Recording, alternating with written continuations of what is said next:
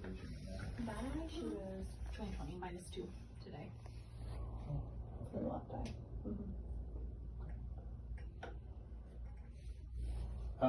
Any weight loss? Mm-hmm. But it started with a diarrhea problem back in February, early February, which was finally diagnosed as some kind of colitis, microscopic. So that started the weight loss. She's probably, from what I looked up, August, 20 pounds. Any pain or sensitivity when you brush your hair? No. Well, Well, she fell last Monday. Okay. It's on this side. I hit my head. Any fatigue with chewing? Oh my gosh. Yes. We just went to the dentist yesterday. I meant to say that. Okay. Her jaws are killing her. She can't eat. She can't even swallow the last couple days. Okay. What do we have here? So this is quite concerning, just to be honest. This is most likely something called giant cell arteritis. It also goes by the name of temporal arteritis. It's a blood vessel condition that's really bad for the eyes.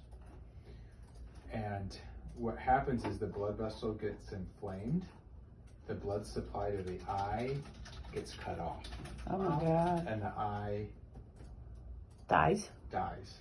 The eye goes blind. Just the one, or will it gradually go to the other? If we don't do something about it, it will go to the left eye. It goes to both eyes. It usually goes to the eyes about 2 to 4 weeks apart from each other. Oh my God. So the scary thing is that the right eye is already really Gone. sick. And once it gets really sick, we usually can't bring it back. The left eye I'm really worried about, because if we don't do anything quickly, the left eye could go like the right eye's gone. So we got to get you on medicine really fast. The medicine is really high dose prednisone. So, Oh boy, her sugar can jump. I know. I want you to go to the hospital for this. Because it can blind you in both eyes permanently. This is probably one of the worst things that can happen to the eye. What caused it? It's a vasculitis. It's an autoimmune condition. I don't know what that means. I'm so sorry. What does that mean? It's your body attacks itself. So your immune system gets confused and it starts attacking your own blood vessels. And it likes to affect the blood vessels that feed the eye, but also feed the jaw. That's why the jaw gets really painful. Wow. But this is really serious. And I don't mean to scare you, but I really want to protect your left eye, because we got to get on this right away. Okay? The right eye is super sick, and You don't know if it'll come back, right? the right eye probably, I'm going to be honest with you, I don't think the right eye is going to come back. And the left eye is in really severe danger. So there's a lot of things that, well, you don't have to worry about a lot of things. We have to just get you to the hospital. Because what they're going to do in the hospital is they're going to do really high dose steroids through an IV. But they're going to be able to monitor your sugar. Yeah. So sometimes we can treat this at home, but when it's this serious, No, I don't we want don't to want to be do in charge. it. And it's too scary with the diabetes too. So this was much safer to be done in the hospital. It's my preference to treat this in the hospital. If you were my family member, I would treat this in the hospital.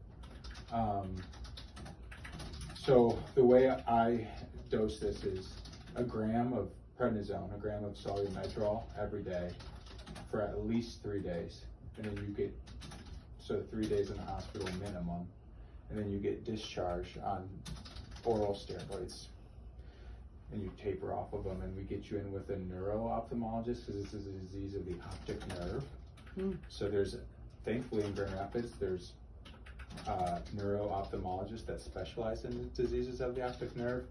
They are, what might be best before we send you away, we're gonna try to touch base with one of the neuro-ophthalmologists. They're at Mercy downtown, or Trinity.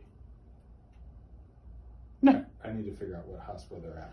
They're at one of the hospitals. They're there. Mm. Their clinic is there. And I think unless your insurance forbids it, I think She has good insurance, Medicare. I think it would be and Blue nice Cross to Blue get Shield. into the hospital where the neuro-ophthalmologists are at. Yeah. Butterworth does not have a neuro-ophthalmologist. They have ophthalmologists on call, but they don't have a neuro-ophthalmologist.